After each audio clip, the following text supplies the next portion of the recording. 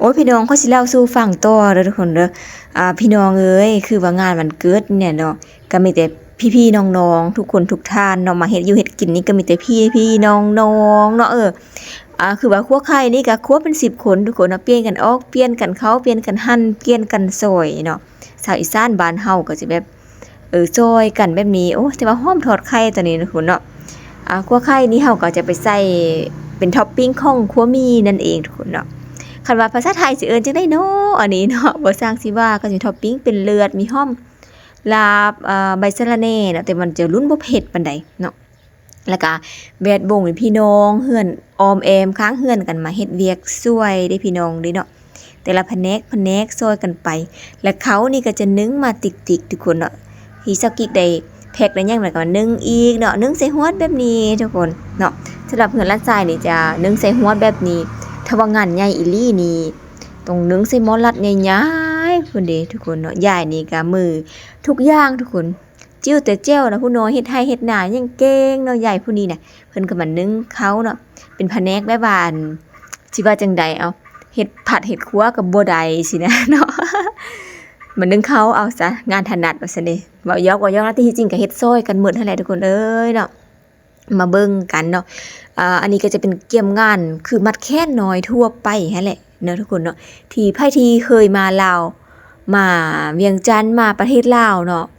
คือว่าแขกไปไทยมายังมาเยี่ยมมายามคนฮักคนแพงสุดท้ายเพิ่นก็จะผูกแขนให้พุ่นเนาะเอิ้นขวัญเป็นการต้อนรับที่อบอุ่นว่าซั่นเนาะให้ขวัญยืนเนาะอายุมันขวัญยืนต้อนรับอบอุ่นได้โชคได้ลาภกลับไปบ้านไปเฮือนได้มายามแบบนี้หันนะเนาะเมนูที่ขาดบ่ได้นั่นเลยก็คือเมนูลาบเด้อทุกคนเด้อลาบนี่มันขาดบ่ได้งานนี้มันเฮ็ดลาบหมูเนาะลาบหมูต้องใส่ปรีเนาะใส่มักปรีหรือใส่หัวปีนั่นเองทุกคนมักปีถ้าบ่อยากให้มันดำมันแลกต้องมันน้ำมะนาวเนาะ เอาน้ำใส่แล้วก็บีบมะนาวใส่แล้วก็ซอยเนาะมักปีนี่ซอยมือล้วนๆทุกคนมือซอยมักปีนี่ก็ผู้ซอยงามก็งามแล้วแต่เซากิ๊กนี่ก็พอใส่ได้ทุกคนให้งามนี่บ่ได้งามเด้เนาะซอยมักปีนี่นะถ้าเลือกได้เซากิ๊กก็บ่อยากเฮ็ดปานใดเนาะงานซอยมักปีนี่เพราะว่าย้ายเพิ่นทวงเด้ผู้ซอยงามเพิ่นมักทวงโอ้ยซอยตอนใหญ่แท้เดี๋ยวนั้นเดี๋ยวนี้สิทวงกันได้ทุกคนเนาะ ก็บ่เคียนให้กันดอกแต่ว่าทวงแต่ว่าตัวเองเฮ็ดบ่งามตัวเองก็จักน้อยไปแด่แบบบ่กล้าเฮ็ดอิหยังสินะก็ตามด้วยมักเผ็ดลงไปทุกคนรายการลาบนี่นะตอนเฮาคั่วหมูเฮาจะปรุงไปแล้วเนาะปรุงไปได้แล้วว่าซั่นซะอันนี้มีแต่ว่ามาคนเอาข้าวคั่วหัวหอมเนาะมักปี่อิหยังใส่มักเผ็ดรสชาติเจือจรัสเข้มข้นอิหยังสินะบ่ได้ปรุงหยังหลายทุกคนเนาะคนๆซาวๆโอ้ย เฮ็ดกินก็เฮ็ดหลายเอาแถวว่าเนาะเฮ็ดหลายแท้หลายว่าเพื่อกันแท้เพื่อกันว่าเด้ไทยอีสานไทยลาวเฮานี่ทั้งเป็นพุ่นเนาะเฮ็ดหลายๆเขาหลายไว้ก่อนคันบ่นั้นก็แบ่งกันเอามื้อเนาะถ้างานที่บ่อนกำกับได้ก็แขกบ่ทันได้กินก็มีอันนี้เว้าแท้เลยทุกคนเว้าความจริงเนาะก็จะเป็นประมาณนี้เด้เขตบ้านเซากิกนะเซากิกเล่าสู่ฟังแบบนี้เลยเนาะเออแล้วถ้ากำกับแต่เกี่ยมงานซอยกันอีหยังเนาะคือว่าพี่น้องพี่หนุ่มกันสิก็สิได้ฮ้อกลับบ้านตอนแลงพุ่นน่ะเรือเอาขึ้นโต๊ะขึ้นตั้งบ่แม่นเงินกินเด้พี่น้องที่ว่าเอากินมื้อน่ะแบบบ่ฮู้สิไปทิ่มใส่หั้นนะเนาะก็แบ่งกันเอามื้อแล้วก็จะมีทอดลูกชิ้นให้เด็กๆแด่เห็นบ่โอ้ลูกชิ้นก็จะมีลูกชิ้นดอกกอกดอกแดงลูกชิ้นข้าวลูกชิ้นเนื้อลูกชิ้นหมูเนาะมื้อทอดนี่ก็โอ้โห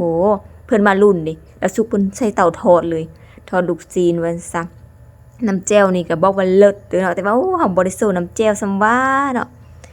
ก็มีแต่พี่น้องกันคือเก่ามาเฮ็ดซวยโอ้ยเนาะมีพรมทองพรมแดงเนาะก็จะมีค่ำๆมาก็สิเอาหมูมาทุกคนปิ้งหมูเจ้าเด็ดเจ้าดังจากสารคาม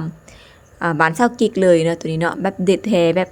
ปิ้งตัวนี้เนี่ยปิ้งหมูตัวนี้จะนุ่มเนาะกรอบนอกนุ่มในนั่งแบบกรอบๆกันเลยแบบเพิ่นบ่ใส่วิธีปิ้งธรรมดาทุกคนเนาะไปเบิ่งเลย เพิ่นใส่วิธีใจเย็นคล้ายๆคืออบเนาะคล้ายๆคืออบหุ่มอยู่หั่นน่ะนะมันก็เลยว่ามีความหวานความนุ่มความนัวความแซ่บความมันกรอบนอกแล้วก็นุ่มในคักๆโอ้ยเนาะเอาเป็นว่าไปพอกันทิ้งงานเลยซะเนาะการกะเกียมอาหารการกินกะ สิข้อโจไว้ซ้ำนี้แล้วเซากิ๊กสิมาเล่าให้ฟังใหม่เด้อ